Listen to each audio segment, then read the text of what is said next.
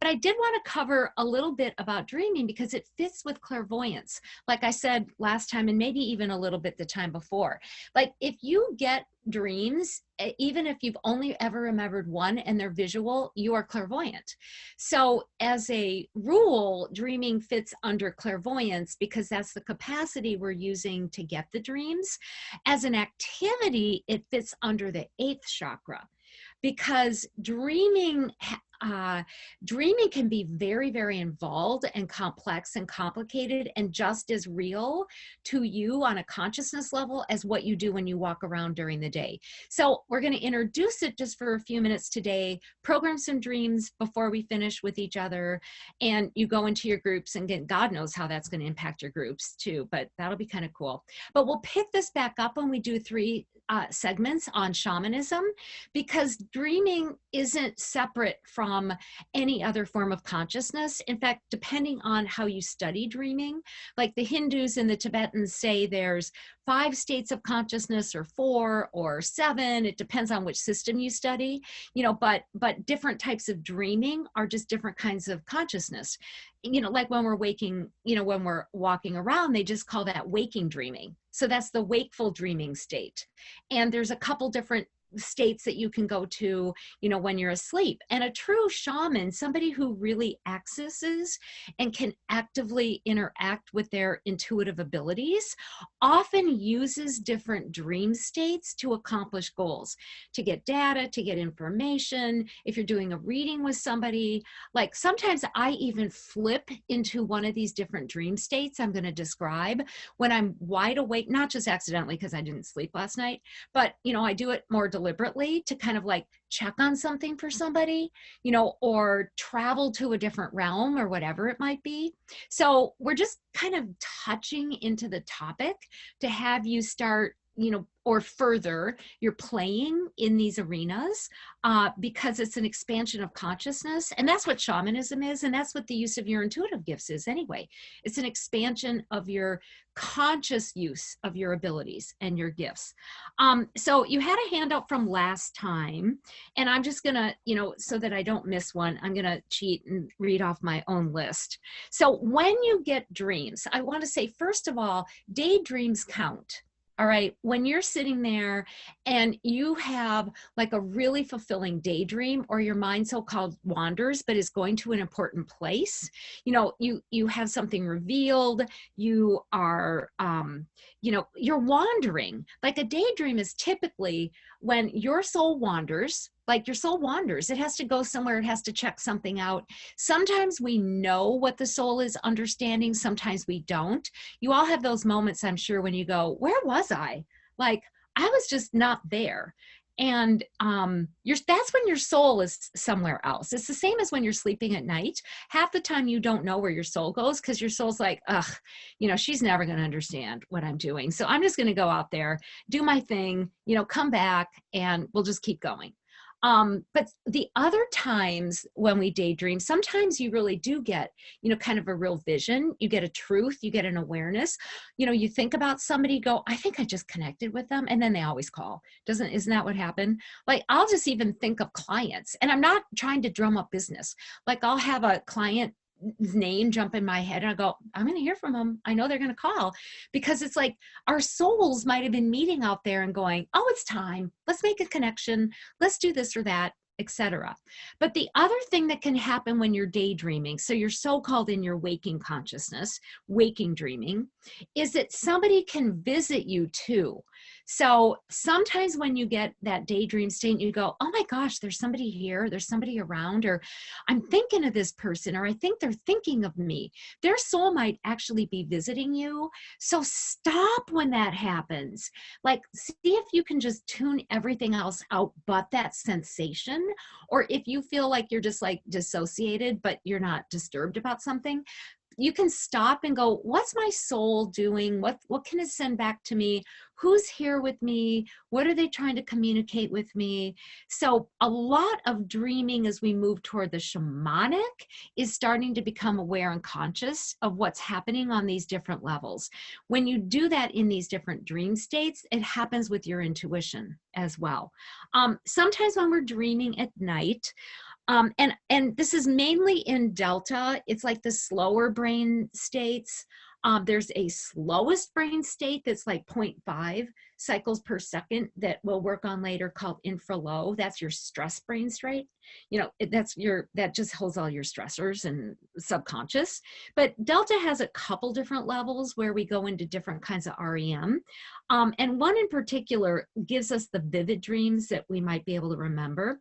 Sometimes dreams, as you know, are just plain psychological. And you know what those are because you wake up exhausted. At least I wake up exhausted from them. The dreams, like I still have waitressing dreams. Like I still have dreams. I waitress like 8 years or whatever it was, is way too long. Where there I am and I can't find my uniform, or I can't make the darn salad, or they keep overseating my station. I mean, that's obviously psychological. Or mine are like, I can't find my car, but I know I parked it outside of Macy's or whatever it is. Nobody can go to Macy's anymore. So I'm wandering, and then they just add on to the parking lot. I mean, you know what a psychological dream is. It really is your sub and unconscious trying to work things through.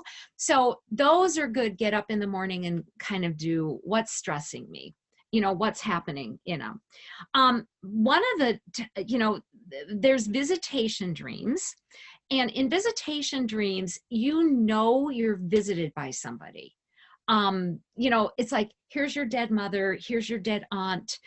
There's a soul that comes and teaches you something. So those are important to take at face value. And then the next day ask, is there more connection or more message? Is there more for me to get out of that visitation? When you get the psychological dreams, one recommended way to work with those is to consider that you're every part of the dream. So if you have a dream that your car is lost in the parking lot and they keep extending the parking lot, you go, okay, I'm me. I'm the me looking for the car. I'm the car. I'm the parking lot. And then you analyze it like you're every part of the dream. So, okay, the car is my body. I'm not really connected to my body in my everyday life. I keep building more lists. Those are the parking lots. I keep putting more in the way, so I never get to myself. So you analyze psychological dreams as if you're every part. Visitation dreams, I like to pull that out because some dream analyzers just say is always every part of you in a dream. That's just not true. That's just not true. So the visitation, take it in. Even if it seems scary, one good way to further a visitation dream is called voice dialogue.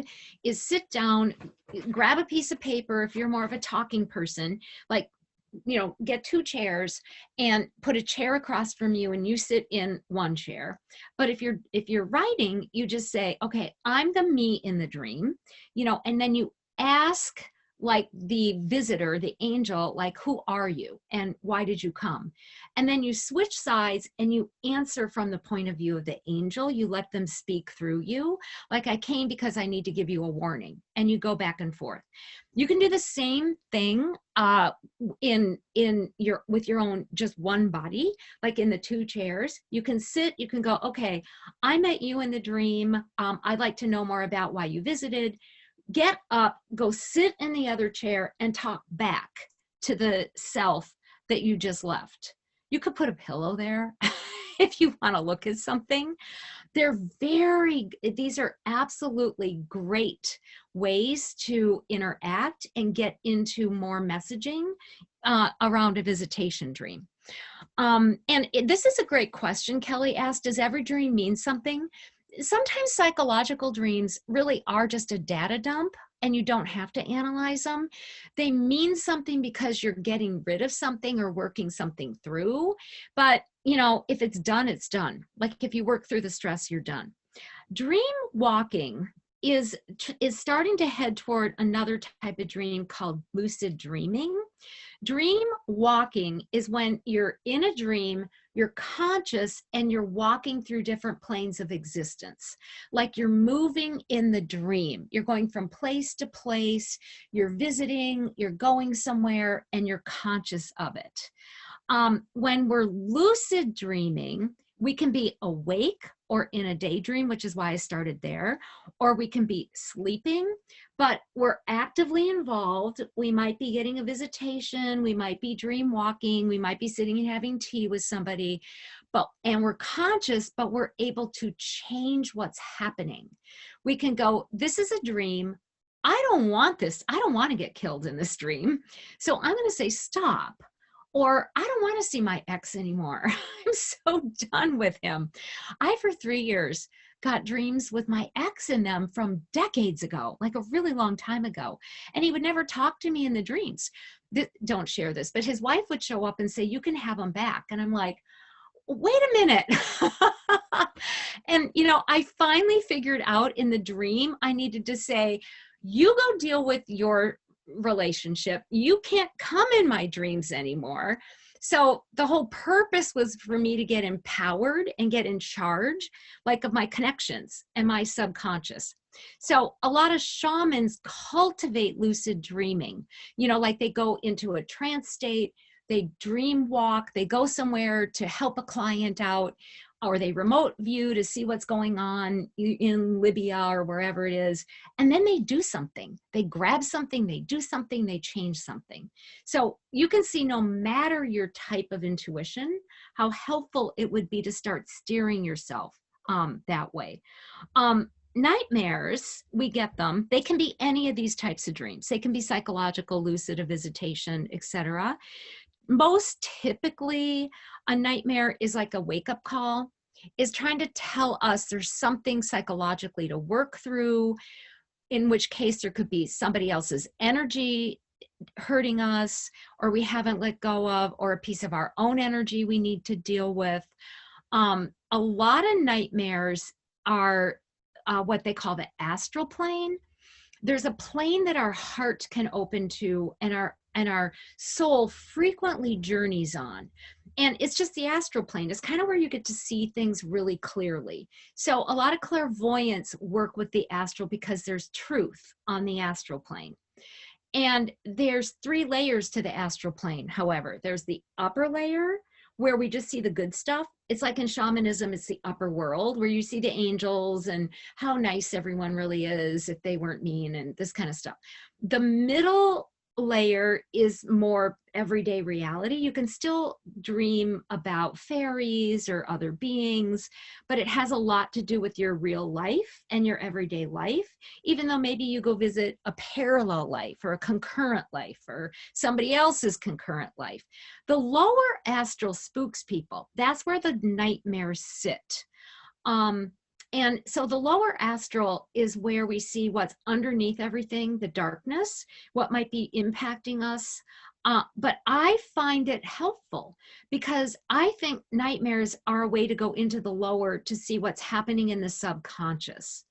So I, for one time, years and years and years ago, had a dream of one of my sisters, and I felt so bad because she was contorted, like her leg was where her arm was supposed to be and her neck was twisted, and it was a nightmare. And I woke up and I thought, well, that's what this, and we all have these out of place parts of us, right? So it's not a judgment. I thought, that's what she's struggling with in her subconscious.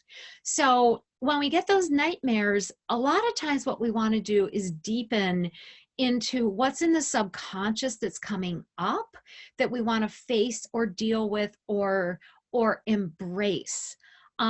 Most typically, and we're going to talk about this term more next time, a lot of times those really scary beings or creatures in the nightmares, they can be negative, they can be dark, they can be evil. They might also be allies. Those are forms or forces that are trying to help us or teach us something or bring something up so we remember it. So we don't want to be scared of our nightmares. We want to work through them more than anything. We can also get other people's dreams. I don't know if you've had that.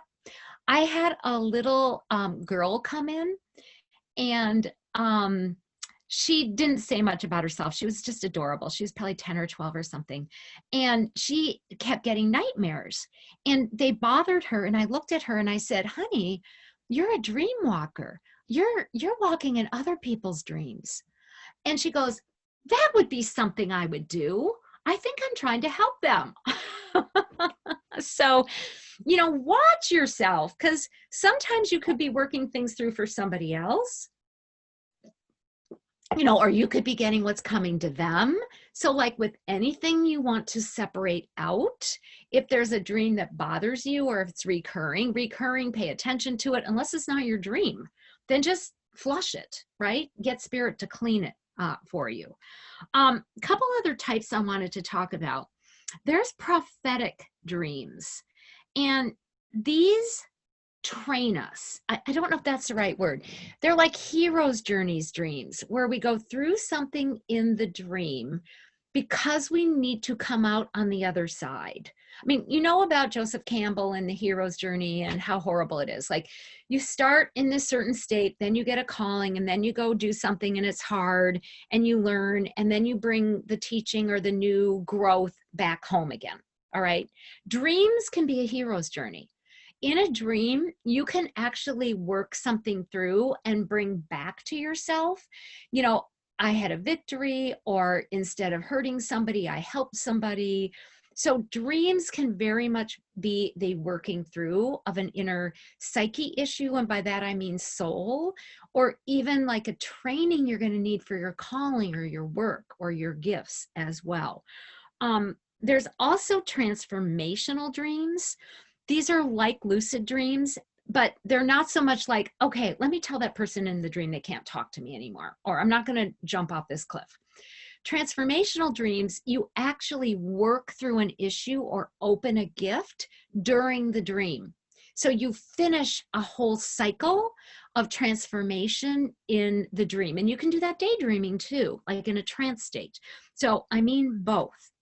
And then there's only one more type of dreaming I want to talk about. And it's something that shamans often do as well. It's called dream stalking.